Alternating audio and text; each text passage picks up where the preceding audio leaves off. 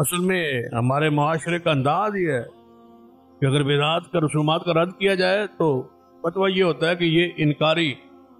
یہ مانتے ہی نہیں ہے معراج۔ رسول اللہ صلی اللہ علیہ وسلم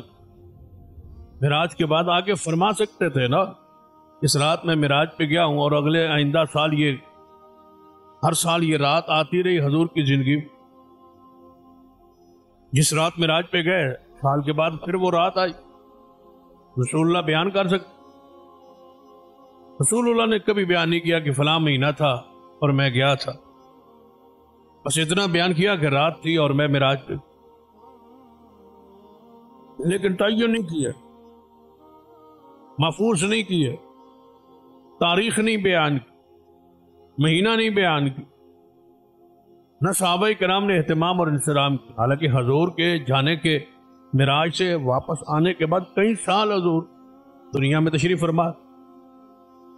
یہ رات آتی رہی گزرتی رہی، حضور فرما سکتے تھے کہ پچھلے اسی رات کو میں معراج پہ گیا تھا، تو آؤ اس رات عبادت کر،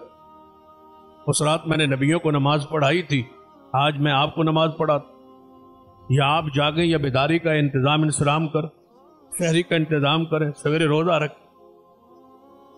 جب نبی علیہ السلام نے نہیں بیان کیا، کسی کو کیا حق حاصل ہے کہ دین کے اندر دخل اندازی